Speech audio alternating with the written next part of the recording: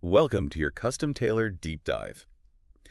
Today, we are looking at a really fascinating stack of psychological texts, some research notes and articles that you shared with us. Yeah, it's a fantastic collection of sources. It really is. Hmm. And it all revolves around, well, one of the most universally accepted pieces of cynical advice out there. Yeah.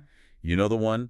Don't meet your heroes. Right. We've all heard it. Yeah, and you know the scenario, right? You finally get to the front of the line at the book signing, or maybe it's just a chance encounter in a hotel lobby, Yeah.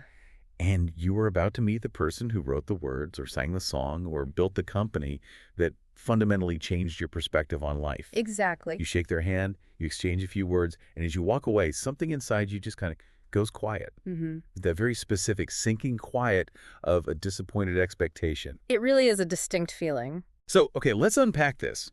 Our mission today is to dig into a text that completely deconstructs that specific moment. We are going to explore why this phrase, don't meet your heroes, isn't actually a warning about their flaws at all. Right. Instead, it serves as a profound psychological mirror that's reflecting your own hidden potential. And that shift, it fundamentally changes how you view those encounters. It really does. Because the traditional warning, the one passed down through the culture, it operates on a very specific assumption. It assumes that the problem in that interaction is the hero. Right, like they messed up somehow. Exactly. The expectation is that the hero will inevitably be smaller or pettier, stranger, or simply more ordinary than the luminous image you had constructed in your head. Yeah. So when they turn out to be just a regular person, we frame it as their failure to live up to what we needed them to be. Which, I mean, that flips the entire script when you actually think about it. It does. If I'm feeling disappointed, my immediate reaction is just to blame them for not being magical enough. Yeah. Naturally. But the text you brought into our stack argues there is a deeper architectural flaw in that whole scenario. The problem wasn't that the hero failed. The problem is that you were never actually in a relationship with the hero to begin with. And that is the core premise we really have to grapple with here. In that exact moment of disappointment, what's happening is you are realizing that you were in a relationship with your own projection. Wow. And it is crucial to understand that, in this context, projection is a very serious, mechanically robust psychological mechanism. Right. We tend to throw the word around in pop psychology as if it just means having a preference or like a fun daydream. Totally. But the clinical reality of it is much heavier. Well, I want to make sure we nail down the mechanics of that. Because projection isn't just me wishing I had someone's bank account or their wardrobe. No, not at all. So what is actually happening under the hood when we project onto these figures? So a projection occurs when something alive inside of you, like a specific capacity, a talent, a form of authority that is trying to come forward but just hasn't been granted permission to exist yet. It gets externalized. Externalized. Right. You take this internal quality and you cast it out onto a person in the world who seems, equipped to carry it. Okay, I'm following. But the crucial detail the text emphasizes is the origin of the material. You do not project things that are completely foreign to your nature. Wait, really? Really, you only project what is fundamentally yours. You are projecting elements of your own psyche that recognize you, even if your conscious mind isn't quite ready to recognize them back. Oh, wow. That makes me rethink the whole dynamic. Yeah, it changes everything. Instead of just admiring someone, it's almost like we're using them as a human vision board for qualities we're just too intimidated to claim for ourselves. That's a great way to put it. Like we're using them as a psychological escrow account. The psyche takes this massive, intimidating potential and puts it into a third-party account, the hero, to hold on to it safely until we have built up enough internal equity to actually cash it out and use it ourselves. Psychological escrow captures the mechanism perfectly. The hero you built in your mind is holding a quality that actually belongs to your own field of potential. Right. But why do we do this? Well, I mean, I struggle with that part. If it's my potential, why is it so hard to just own it? it's a fair question. Why is it too vulnerable to simply say, I have a brilliant creative voice, or I have the capacity to be a powerful leader, instead of projecting all that competence onto some author or CEO? Are we just avoiding our own lives? Well, it isn't about avoidance or cowardice at all. The text provides a much more compassionate view of this. Yeah.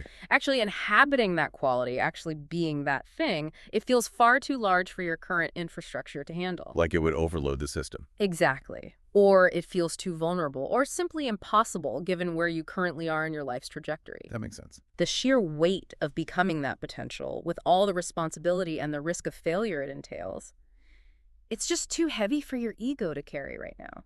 So we outsource the weight. Yes, We precisely. let someone else carry the heavy lifting of being great while we get to enjoy the proximity to that greatness. And this brings us to a really fascinating insight from your sources.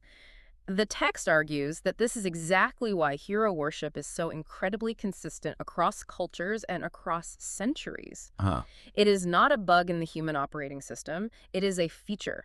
This process of projection is not pathological at all, it is deeply developmental. Okay, that changes the tone of the entire conversation. Yeah. It means we aren't just being naive or silly when we obsess over a public figure's work. Right. The psyche is actually executing a very intelligent strategy. It is executing a necessary survival strategy for growth. The Wow. psyche recognizes that you cannot integrate this massive potential yet. If it forced you to confront it all at once, you might just shatter. Yeah, that would be overwhelming. So it places your unrealized potential into a safe container.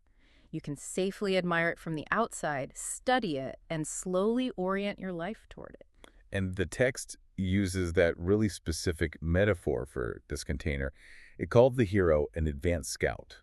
Yes, the advanced scout metaphor is really central to understanding the utility of projection. I love that phrase. The hero goes ahead into the territory of what you are in the process of becoming. Yeah. They make the destination feel navigable. Right. By standing on the mountaintop and thriving there, they provide a sort of proof of concept. Like showing it can be done. Exactly. They show your nervous system that the peak is real, that someone can survive the altitude, which then allows you to calibrate your own internal compass toward that same peak. It's an incredibly practical psychological tool for navigating daily life, really. It really is. It allows you to let this inspiration, which we now know is just an externalized version of yourself. Right. It lets that fill you up on a Tuesday afternoon when you desperately needed fuel to get through a difficult project. Yes. And the beauty of the mechanism is that when the project is done, you can safely put that hero back in their frame on the wall. Exactly. You can go about your regular life without having to fundamentally alter your identity or take on the burden of greatness today.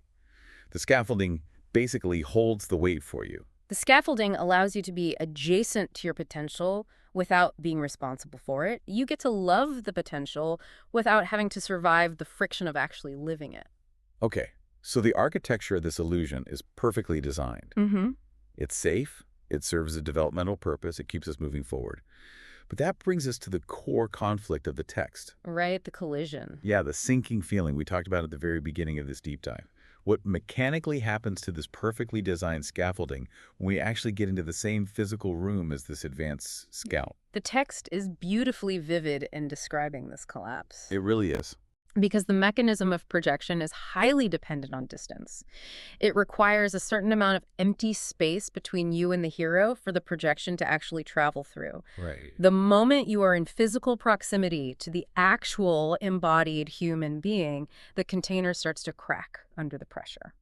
Because the reality of a human body interferes with the projection, Yeah. we realize they aren't the glowing avatar we created in our minds. Exactly. They are a person constrained by a specific nervous system. Yeah. They have specific hunger, specific fatigue, specific morning breath. Oh man, morning breath. Right. And as the text wonderfully phrases it, they speak in specific, slightly disappointing sentences.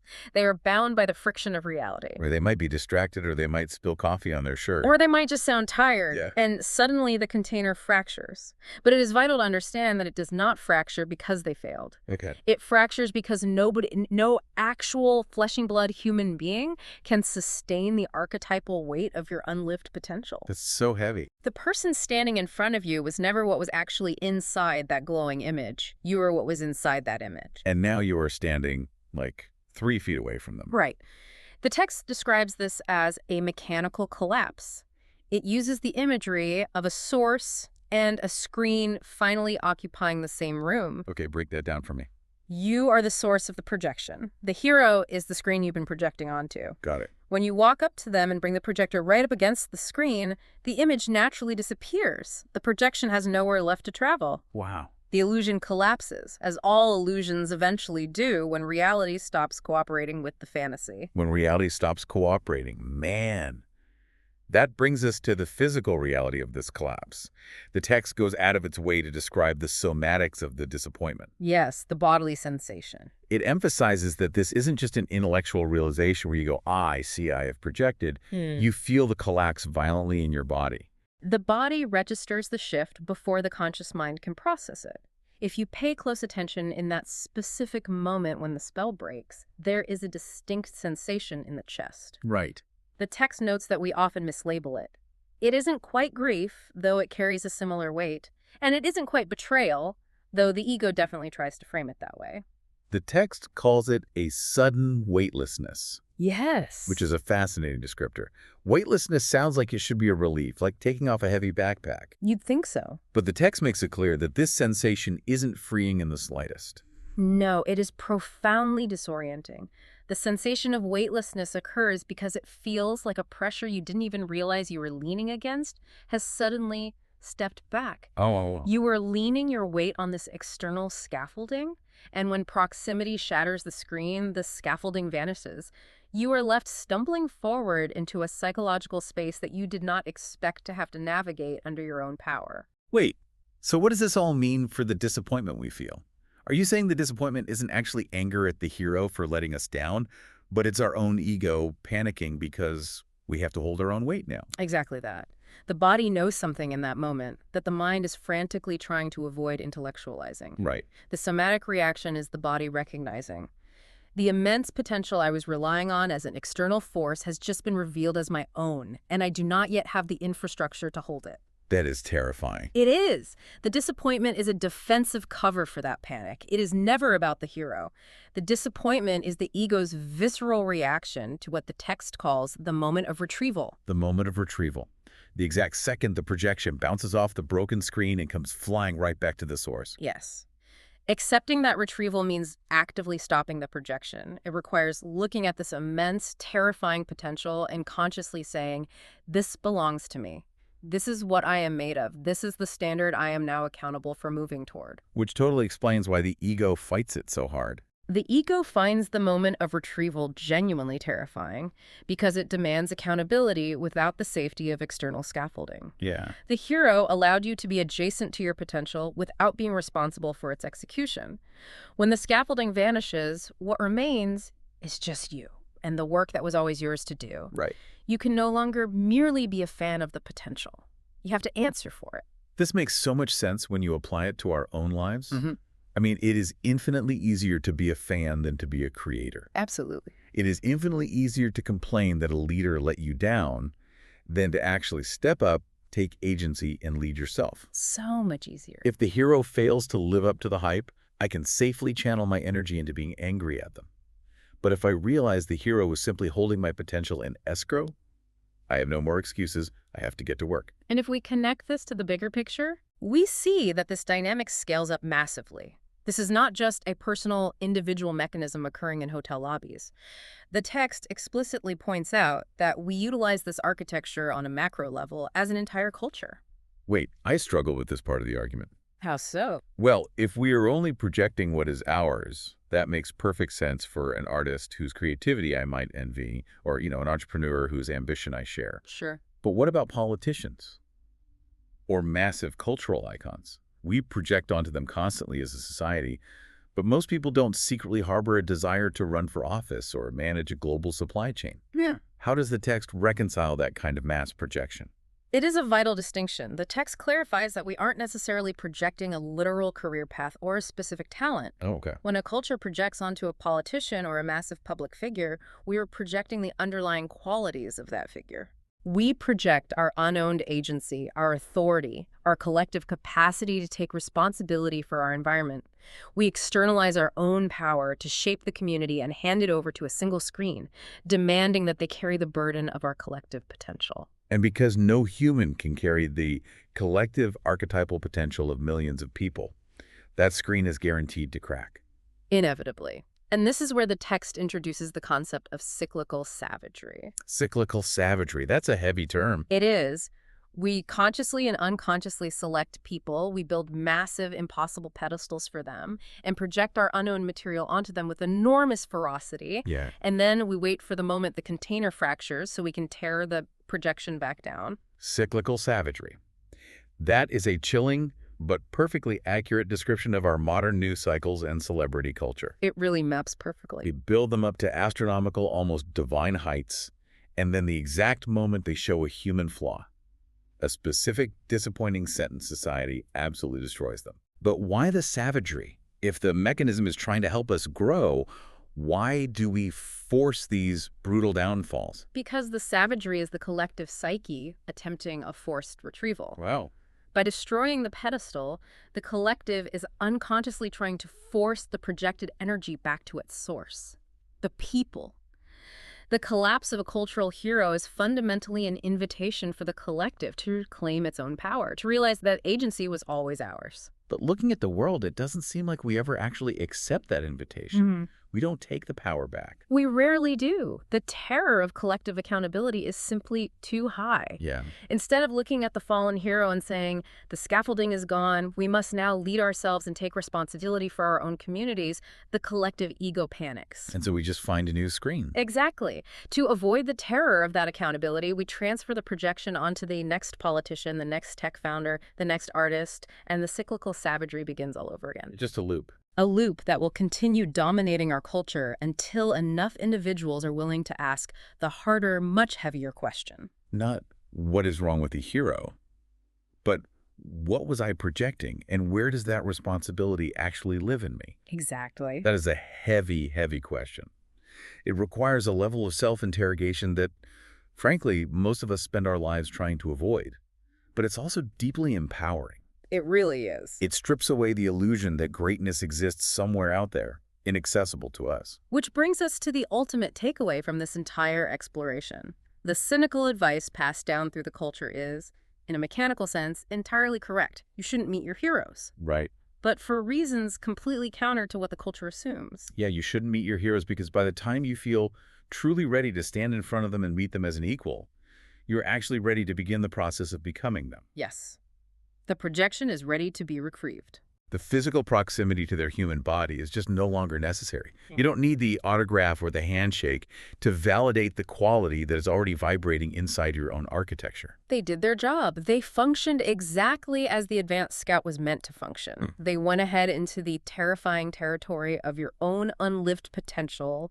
They pointed at what was possible, and they held that image steady just long enough for you to track it. To study it. And to finally recognize it as a reality rather than just a fantasy. And the most honest, integrated action you can take with that realization is to simply acknowledge the utility of the scaffolding. You say, thank you. Oh, really? Thank you for holding this weight in escrow for me while I built the strength to carry it. Yeah. And then you turn away from the screen and you step into the territory they were pointing at. It's beautiful. Don't meet your heroes. Become what you were projecting.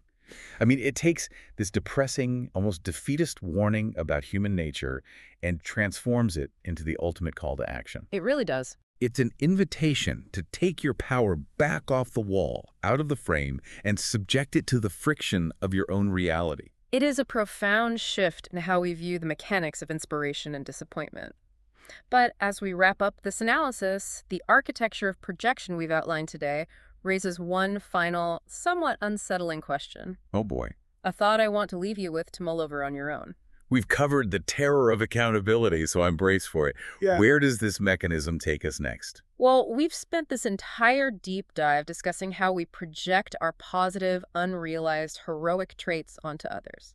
We've talked about the light, the competence, and the agency we are too intimidated to claim. Right. But projection, as a psychological mechanism, is entirely neutral. It does not only operate with our positive potential. Oh, okay. I see where this is going. What if you applied this exact same psychological architecture to your villains? Think about the people out there in the culture, or even the specific people in your daily life who instantly repulse you. The ones who just get under your skin. Exactly. The figures who infuriate you with a ferocity that feels almost disproportionate to their actual impact on your life. Right. We know that we only project what is fundamentally ours. Right. So could those individuals simply be acting as the external screen for the unowned, darker, perhaps more destructive qualities that you are absolutely terrified to recognize in yourself? That is a lot to think about. If the hero is holding your unlived light, what is the villain holding?